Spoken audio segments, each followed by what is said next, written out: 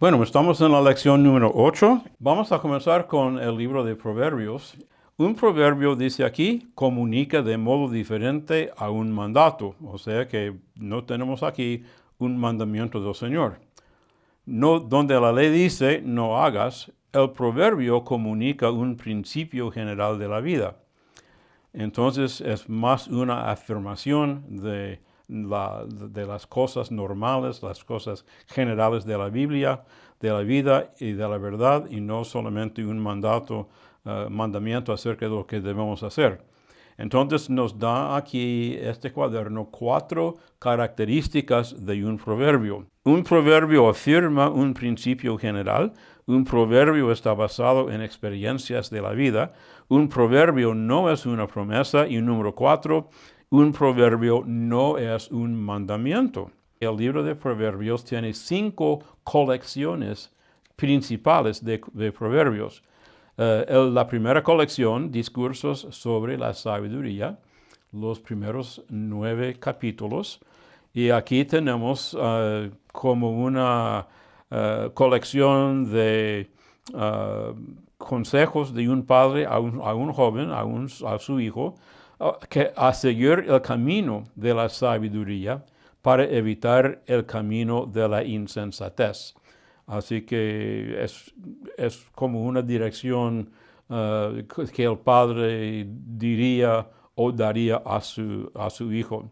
Colección número 2 son los proverbios de Salomón y son el capítulo 10 hasta el capítulo 22. Y aquí dice que consiste principalmente en proverbios de 2 líneas o de 2 frases que aconsejan al lector acerca de aspectos prácticos de la sabiduría. La mayoría de estos proverbios son paralelos antitéticos. Y si ustedes recuerdan de la lección pasada, cuando hablábamos acerca de la poesía hebrea, hay paralelos en la poesía hebrea, ¿verdad? Y hay, como ellos nos dijeron antes, hay paralelos antitéticos, o sea que hay una frase que dice una cosa, hay una frase que dice lo opuesto, como para hacer un contraste. Un buen ejemplo es el capítulo 21 y el versículo 28 que dice, el testigo mentiroso perecerá, mas el hombre que oye permanecerá en su dicho. Entonces, el testigo mentiroso, el que habla mentira, el que habla falsamente, va a perecer. Pero el hombre que oye, el hombre que habla bien, el hombre que habla la verdad, es la persona que en lo que dice va a permanecer. Colección número 3 son las palabras del sabio. No se sabe exactamente quién es, puede ser en parte Salomón, puede ser otro. Pero en esta sección, comenzando con el capítulo 22 y el versículo 17 hasta el capítulo 24, es como una comparación de dichos o proverbios que vienen de afuera de la Biblia y proverbios que vienen de adentro. Cada persona judía encontraba sabiduría en fuentes egipcios, pero la filtraba a través del lente de la verdad divina y la aplicaba a la vida diaria. Y eso es lo que nosotros tenemos que hacer. Cuando recibimos consejos, cuando oímos sabiduría, cuando oímos proverbios de otra fuente que no es la Biblia, debemos de usar como filtro, para decirlo así, la palabra de Dios, para ver la verdad que hay en los consejos que nos dan. Porque puede ser que no son buenos consejos, pero puede ser que son buenos. Así que la palabra de Dios es como un juez, ¿verdad? Que ponemos el dicho de otra persona, el consejo de otra persona, delante de la palabra de Dios para hacer comparación, para ver si este consejo de la otra persona realmente nos da razón. Bueno, siguiendo, la cuarta colección son más proverbios de Salomón y principalmente parecen ser principios de liderazgo basados en la experiencia práctica. Y por fin la colección número 5, Dichos de Agur y Lemuel. Y muy interesante es el último capítulo de Proverbios que habla de una buena esposa, ¿verdad? La esposa ideal. Y dice aquí, de manera apropiada, para un libro diseñado para enseñar a los jóvenes, Proverbios finaliza con un poema acróstico sobre las bendiciones de una buena esposa. Y una de las cosas que queremos para nuestros hijos, ¿verdad? Es que encuentren una esposa que realmente sea buena esposa y que puedan ellos mantener su matrimonio a través de toda la vida. Entonces, siguiendo para hablar un poco de la interpretación del libro de Proverbios, y aquí tenemos algunas preguntas para considerar al leer un proverbio. O yo puse aquí en mi cuaderno, cuando nosotros deseamos interpretar y practicar y predicar un proverbio, aquí hay preguntas que debemos y podemos hacer para ver que interpretemos bien. Y aquí hay una lista de 7 preguntas que podemos hacer. Y después en la caja abajo, el cuadro, aquí tenemos una ilustración de cómo aplicar estas preguntas. Así que ustedes pueden leer las preguntas, pueden ver el ejemplo y pueden ustedes entonces preparar sermones acerca de los proverbios usando este esquema para saber más o menos cómo interpretar un proverbio y así poderlo predicar bien a su congregación. ¿Es posible que el cristiano viva una vida recta si no tiene sabiduría? La Biblia dice que sí, es posible. Lot era justo, pero no era sabio. Pero es mejor si nosotros podemos vivir con sabiduría también.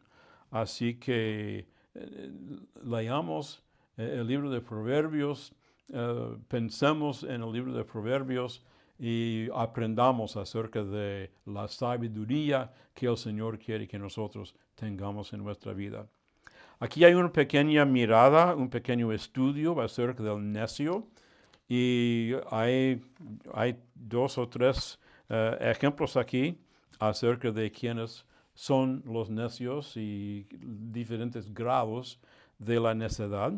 Los simples son personas inmaduras e ingenuas. Por su inmadurez hacen cosas insensatas y son irresponsables. Esta es una cosa. Pero vamos de los simples a los necios, o sea, los insensatos, que son personas que son más obstinadas e impacientes. Y la segunda palabra, insensato, habla de una persona que es moralmente corrupta. Así que una persona simple es una cosa, ¿verdad?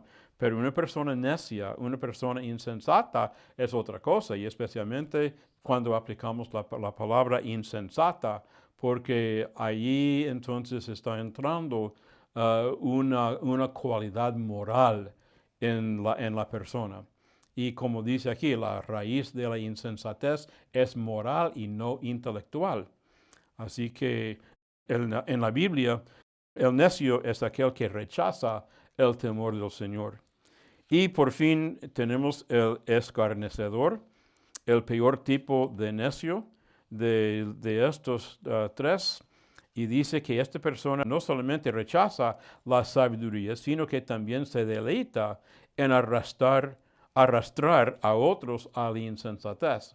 Y esto me hizo pensar en Romanos 1:32, que dice acerca de las personas condenadas por Dios, las personas muy pecaminosas, las personas muy lejos de nuestro Señor. Romanos 132 dice acerca de estas personas, no solo las hacen, o sea, las cosas malas, no solo las hacen, sino que también se complacen en los que las practican. O sea que las personas peores son no solamente las personas que practican la maldad, sino que se deleitan, se gozan, se complacen en las personas que también practican la inmoralidad. Así que hay una cura Uno puede curarse de esta insensatez y la cura es el temor del Señor. Así que lo que queremos es que el necio, el insensato, venga al Señor, entregue su corazón al Señor y no solamente en su corazón, sino en su mente reciba la enseñanza del Señor y aprenda el temor de Jehová, que es el comienzo de la sabiduría. Pasamos entonces al libro de Eclesiastés, que es un libro para mí muy interesante. Es un libro muy difícil también para interpretar y para predicar, aunque yo en una iglesia que yo pastoreaba, yo prediqué una serie de sermones a través de todo el libro de Eclesiastés y aprendí muchas cosas. Pero vamos a ver aquí acerca de Eclesiastés. Dice que el autor es Salomón y lo decimos porque al principio dice palabras de predicador, hijo de David, rey en Jerusalén. Y entendemos que esto está refiriéndose a Salomón. Y otra vez este libro enseña la sabiduría.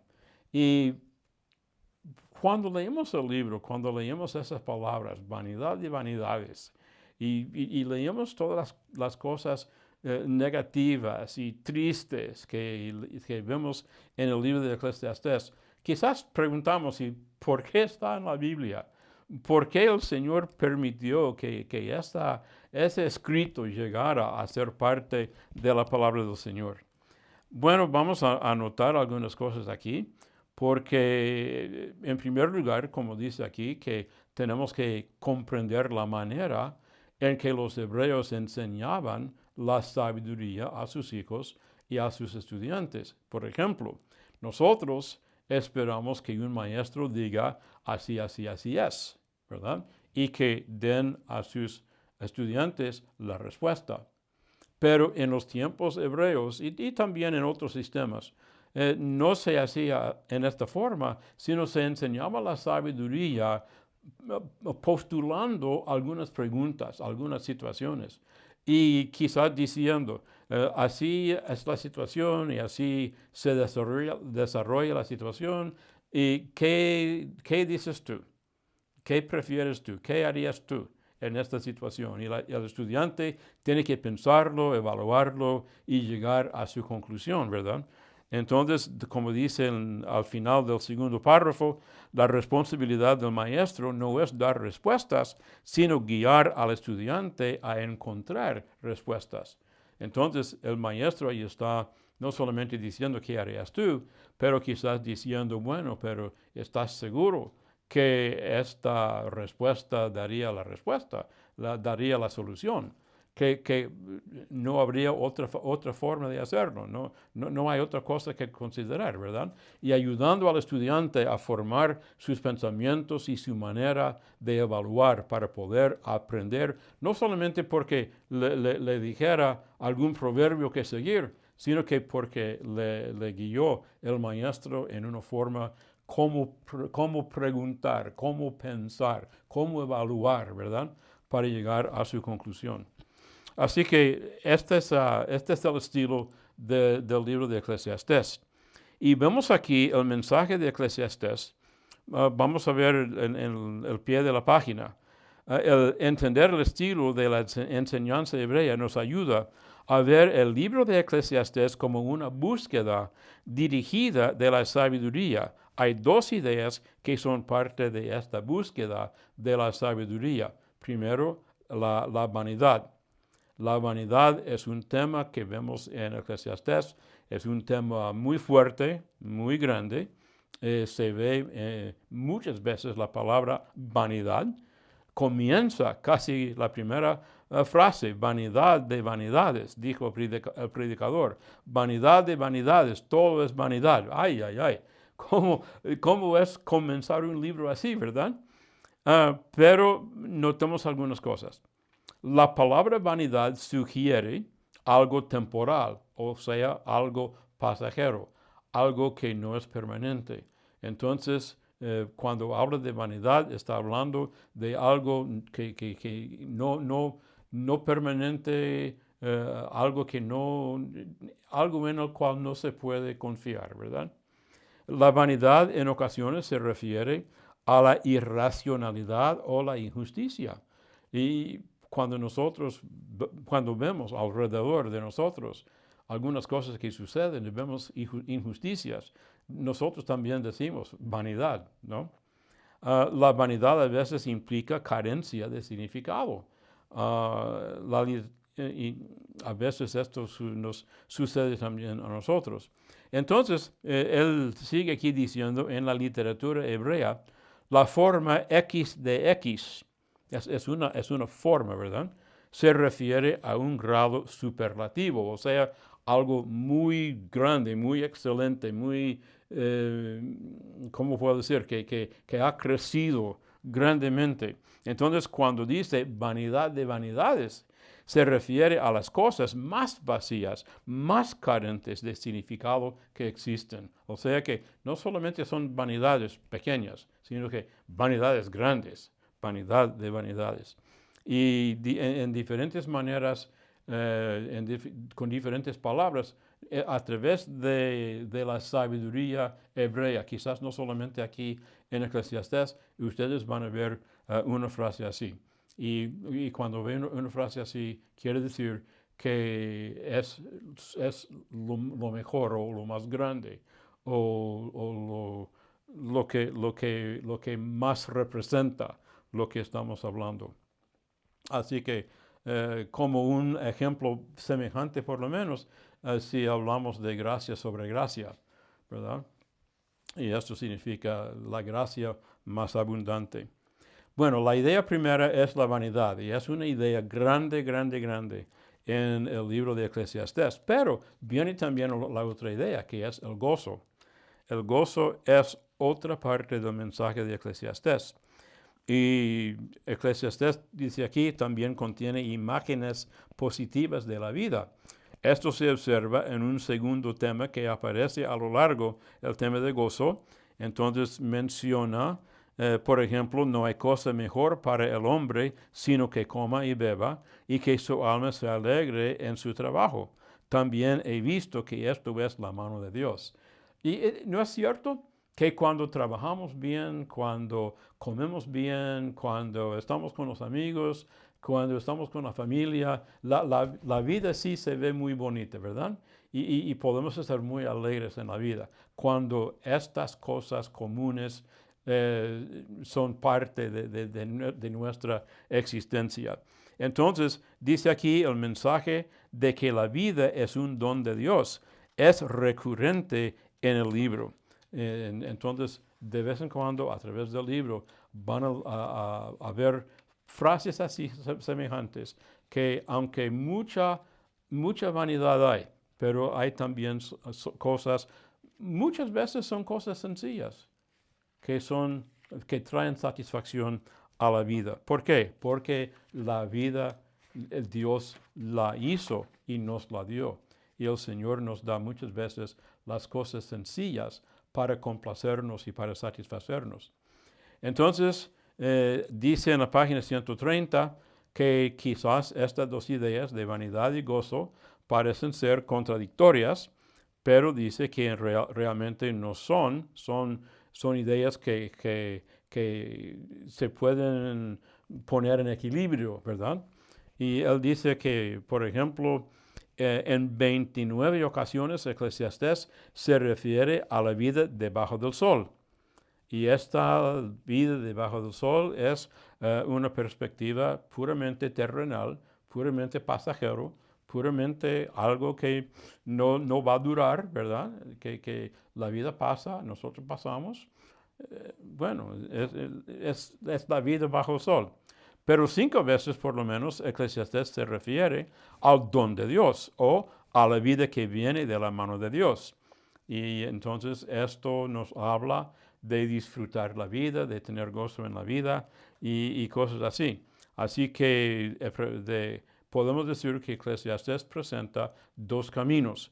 Presenta el camino de la insensatez y la vanidad, pero también el camino del gozo. Y la conclusión, cuando llegamos al último capítulo de Eclesiastés, llegamos a una conclusión, ¿verdad? Que debemos guardar los mandamientos y temer a Dios, porque esta es la forma en que le vamos a complacer a Él. Y dicho sea de paso, aunque no está aquí en el libro, ustedes pueden notar que Salomón, a través de este libro, está informando de que él probó muchas cosas en la vida, que él tenía riqueza, él tenía tiempo, él tenía todo lo necesario para poder experimentar muchos aspectos de la vida. Y entonces él nos puede decir por experiencia que la riqueza, que el alcohol, que el sexo, que el tener poder e influencia, que todas estas cosas en realidad son vanidad, si Dios no es parte de nuestra vida. Y ustedes pueden trazar a través del libro de Eclesiastés las cosas que Salomón prueba para solamente ver que son vanidades. Así que debemos aprender de Eclesiastés que servir al Señor es el camino de gozo y el camino que complace al Señor. Y finalmente llegamos al libro de Cantar de los Cantares. Hay dos maneras mayores en que las personas interpretan este libro. En primer lugar, la interpretación alegórica. Y muchas personas por mucho tiempo prefirieron esta forma de interpretar este libro.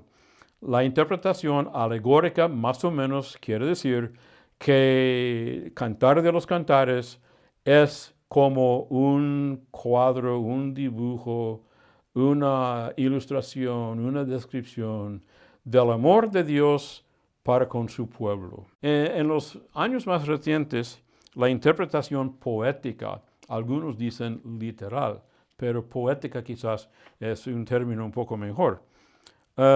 Es la interpretación de más aceptación. Y como dice aquí, el enfoque poético ve este libro como una imagen del amor humano. Entonces, este enfoque se ve el libro como una colección de poemas del amor de un hombre para con su esposa o quizás la persona con la cual se va a casar. Nunca debemos suponer que este libro está hablando de unas inmoralidades, está hablando del deseo natural, el deseo normal que el Señor nos ha dado como hombres y mujeres. Y yo pienso que el Señor puso este libro en su Biblia para ayudarnos a entender que este aspecto romántico, si quiere decir, este aspecto erótico, quizás podemos decir también, es una parte de la vida matrimonial. Y no hay nada de vergüenza si dentro de la vida matrimonial estamos nosotros expresando estos deseos con la persona con la cual nos hemos casado. Y bueno, como dice en la página 133, hoy en día el matrimonio está bajo el ataque por muchos lados. Y como en la cuarta línea, dice, en muchos hogares cristianos el matrimonio sobrevive, pero no es un matrimonio gozoso y lleno de romance. Y hay personas que ya viven en el matrimonio, pero no se expresan mucho amor, que es solamente vivir con una persona en la casa y no hay nada que da llama, ¿verdad?, al amor que ellos sienten entre sí. Pero el autor aquí sigue diciendo, Cantar de los Cantares muestra que el amor romántico es un don de Dios para el disfrute de los hijos de Dios. Los matrimonios cristianos deberían ser ejemplo de este gozo para el mundo. Y nosotros debemos, como cristianos, poder dar ejemplo a las personas del mundo que el matrimonio cristiano es un matrimonio realmente feliz y es un matrimonio que realmente goza de las dádivas que el Señor nos ha dado como hombres y mujeres que buscan en el matrimonio el amor que el Señor mismo nos ha creado. Así que yo tenía dos ejemplos aquí para mencionar. Por ejemplo, aunque yo estoy de acuerdo con esta interpretación poética, todavía podemos encontrar ideas alegóricas, ¿verdad? Voy a dar un ejemplo. En el capítulo 2, versículo 15, dice, cazadnos las zorras pequeñas que echan a perder las viñas, porque nuestras viñas están en cierne. Y esto puede aplicarse a nuestro matrimonio, porque son las cosas pequeñas, ¿verdad? Que muchas veces arruinan el matrimonio, traen problemas al matrimonio. Pero no solamente al matrimonio, podemos pensar en la iglesia, que muchas veces son las pequeñas irritaciones, los pequeños problemas, las pequeñas situaciones que vienen, que dan más problemas dentro de la iglesia.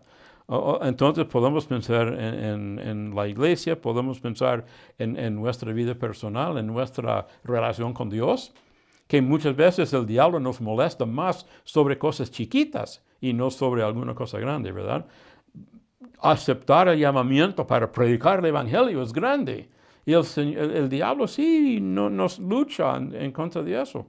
Pero también muchas veces el diablo nos molesta con cosas pequeñas. Y si él puede hacernos desviar en algún aspecto pequeño de nuestra vida, él puede entonces arruinar nuestro ministerio, que es la cosa grande. Así que cazadnos las zorras pequeñas, porque ellas son las que echan a perder la viña. Y hay otro también, en el mismo capítulo 2, versículo 4, dice, me llevó a la casa del banquete y su bandera sobre mí fue amor. Y eso es una descripción, por ejemplo, yo creo que es la mujer que está hablando aquí, que él la llevó a un banquete, que fue una cosa muy bonita, mucha buena comida, mucha felicidad y todo eso, y puso sobre ella una bandera, ¿verdad? O quizás ella está solamente imaginando una bandera sobre su cabeza que dice, amor, amor, yo la amo, estoy proclamando al mundo mi amor para con esta mujer. Bueno, muy bonito este cuadro, pero uno puede pensar también en Cristo Jesús, ¿verdad? Porque Él, al salvarnos a nosotros, nos llevó a un banquete.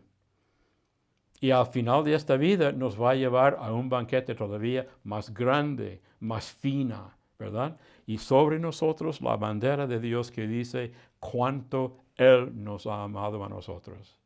Así que aun cuando interpretamos Cantar de los Cantares según la forma poética, podemos también encontrar alegoría que nos ayudan a comprender la palabra del Señor. Bueno, espero que el Señor les ayude cuando estén leyendo los libros de sabiduría en el Antiguo Testamento y que así eso puede enriquecer su ministerio y a la vez ayudarles a vivir una vida sabia y feliz delante de nuestro Señor.